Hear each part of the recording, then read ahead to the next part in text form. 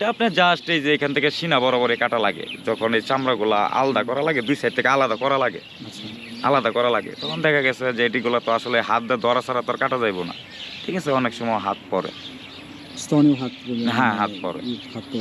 আপনি যখন এই থুতার থেকে নাভি নিচ পর্যন্তই চামড়াটা কাটিয়া তখন এটা আলাদা করতে হয়। আলাদা করলে দেখা গেছে যে রিপ্লাই যে এখান থেকে এইভাবে কাটা হয়, এভাবে কাটা তখন আপনার এই উপরে যে এটাকে সিনা বলে, এই সিনাটাকে কাটা লাগে। কাটলেই তখন দেখা গেছে ভিতরে সব কিছুই দেখা যায়। দেখা গেলে তখন ওই যেটি আপনার এই বিষ খাওয়া রোগী যেগুলার বিষার প্রয়োজন হয়, তখন ওই বিষারাগুলো ডাক্তারের অনুমতি নিয়ে পরে এই বিষারাগুলো বয়মে রাখা লাগে।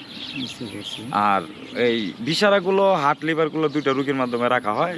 যদি সেই মৃত ব্যক্তি বিষ খেয়ে আত্মহত্যা করে, আর দ্বিতীয় হচ্ছে গিয়া তার শরীরে যদি এই কোনো রকম স্পট না থাকে, তখন ওই মৃত্যুর সঠিক কারণটা নির্ণয় করার জন্য দেখা গেছে যে এগুলা বিষারা করা লাগে। ভাই এখানে একটা আমার প্রশ্ন, সেটা হচ্ছে আপনারা যখন এই পাঁজরের হাড়গুলা কাটেন, মানে দুই পাশে অনেকগুলো হাড়ি তো পড়ে না সিরিয়ালে, যেহেতু অনেকগুলো হাড়ি পড়ে, সবগুলো কি মানে ইলেকট্রিক করাতে কাটেন নাকি? না না না, এগুলা ইলেকট্রিক ব্যবস্থা একসময় ছিল, বা ওটা বিরাট ভয়। দেখা গেছে আপনার গ্যান্ডিং মেশিনের মতো একটা মেশিন ছিল, তখন ডাক্তার সাহেব আমার সামনে এই নিজেই টেস্ট করার জন্য দেখা গেছে মাথায় ধরছিল। মাথায় ধরার পরে ওইটা আরও সিটান মারে। দেখা গেছে যে ওইটাতে আবার কাটা ছিটা করতে গেলে যে নিজেরাই আহত হয়ে যায়, এরকম একটা পরিস্থিতি। যখন কিনা ওইটা গ্যান্ডিং মেশিনের মতো, আপনার গ্যান্ডিং মেশিন তো দেখা গেছে যে এক হাত দিয়ে ধরলে বাম সাইড দেওয়া ব্লেডটা থাকে, বা ডান সাইড দেওয়া ব্লেডটা থাকে। ওইটা আবার এই ক্ষেত্রে এরকম হয় না, যে ওইটা এইভাবে ধরলে সোজাসুজি থাকে আর কি, একদম সোজা থাকে। যখন কিনা ডাক্তার সাহেব মাথায় ধরতে গেছে, তখন একটা সিটান মারছে, ওইটা একটা রিক্সি কাজ হয়ে যায় আর কি। তখন ওইটা বাদ দিয়ে দেওয়া হয়েছে। আর মাথায় যখন সিটান মারছে, আর এটি হচ্ছে নরম জিনিস, যখন দেখা গেছে আপনার এই গ্যান্ডিংটা ধরবে বা এই ছাটনিগুলো কাটবে বা রিপগুলো কাটবে, তখন দেখা গেছে রক্ত থাকতে পারে, রক্ত থাকবে, এটা স্বাভাবিক। মৃত ব্যক্তি রক্ত থাকবে, মাংস থাকবে, তখন এটাতে কাটলে এটা তো চতুর্পাশে ছড়ানো, হ্যাঁ, হাই স্পিডে ঘুরে, তখন দেখা গেছে রক্ত হয়তো শরীর মাইকা যাবে না, তো ওই যেখানে পরিবেশটাই হয়ে যাবে, এই তখন আর কি ওটা বাদ দেওয়া হয়েছে। সালাম ভাই, ছোট করে জানি, সেটা হচ্ছে আপনার এই কাজটা করার সময় এই যে আপনার পাঁজরগুলো কাটেন, সেক্ষেত্রে তো মহিলাদের স্তনের দিকে যাইতে হয়, সেক্ষেত্রে এটা আসলে কাজটা কতটুকু মানে বিবৃতিকর বা বিবৃতিকর, মানে এটা সম্পূর্ণটাই একটা বিবৃতিকর বিষয়। হচ্ছে এই যে আপনার তো আগে কয়েকটা ভিডিওতে বলছি যে যদি এই মহিলাদের জন্য মহিলা আলাদাভাবে রুম থাকতো, তাহলে হয়তো যে আমরাও চোখের জিনা থেকে বাইসে যেতাম, বা সে তো একটা মৃত ব্যক্তি। ভাই পাঁজরের মানে হাড়গুলো কাটার সময় কি এটা স্তন বরাবর কি অনেক সময় যাইতে হয় কি? না না না, এটা আপনার জাস্ট এই যে এখান থেকে সিনা বরাবরই কাটা লাগে, যখন এই চামড়াগুলা আলাদা করা লাগে, দুই সাইড থেকে আলাদা করা লাগে, তখন দেখা গেছে যে এটিগুলো তো আসলে হাত দিয়ে ধরা ছাড়া তো আর কাটা যাইব না। ঠিক আছে, অনেক সময় হাত পড়ে, স্তনেও হাত পড়ে। তো সেই ক্ষেত্রে দেখা গেছে যে পাঁজরগুলা মানে কাটার ক্ষেত্রে তো আর আপনারা মানে না, এটা ডাইকে রাখারও ভাব নয়, আর কোনোভাবে এটা সম্ভব না। এর আগে তো আপনি বলছেন যে আমাদের দেশে, হ্যাঁ, আমাদের সেটা খুবই একটা জরুরি।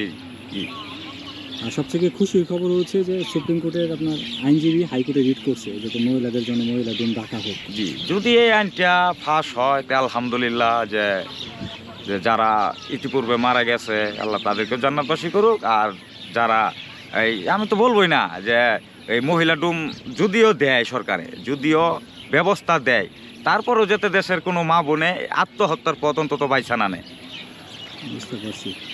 আর সালাম ভাই, আরেকটা জিনিস শর্ট করে জানি, সেটা হচ্ছে আপনার তো দুইটা পদ্ধতিতে কাটেন, একটা হচ্ছে আই পদ্ধতিতে একদম সোজা, হ্যাঁ, আরেকটা হচ্ছে ওয়াই পদ্ধতিতে, যেটা হচ্ছে আপনার এই দুইটা কখন কোনটা?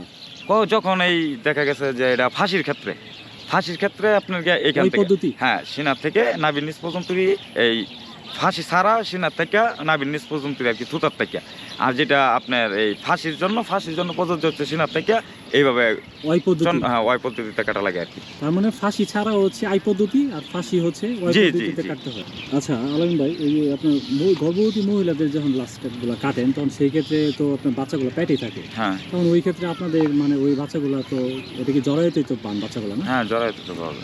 এটা মানে কাটার সময় কি বাচ্চাগুলো কি ওইখানে বোঝা যায় কিনা, বা কতটুকু কাটার সময় বোঝা যায় বলতে, যে দেখবেন যারা অন্তত 3 মাস বা 4 মাসের অন্তঃসত্ত্বা থাকে, তখন ওটা ওই ফ্যামিলির লোকজনেই বলে দেয়, বা প্যাড একটু উঁচা থাকে, ফ্যামিলির লোকজনই সুরতলের সময় বলে দেয় যে দেখা গেছে যে আসলে ফাঁসি নিলেও একটা মহিলা যদি ফাঁসিও নেয় তারপরে ওটা পেটের বাচ্চা যখন পেটে থাকবে তখন ওটা এলাকার স্থানীয় লোকজনে বলে দিবে হ্যাঁ যে হাউমাউ করবে যে এই 2 মাসের বা 3 মাসের অন্তঃসত্ত্বা মহিলাটা কি কারণে ফাঁসি নিল বা কি কারণে মারা গেল, কি কারণে সুসাইড করলো বা এই মহিলাটা কি কারণে মারা গেল, এগুলো এলাকার লোকজনে বলে। পরে এটা সুরতলে উঠে হ্যাঁ, পরে সুরতলে উঠে যে সে অন্তঃসত্ত্বা ছিল, এই অবস্থায় আমরা গেহেরা ডাক্তারকে অবগত করার জন্য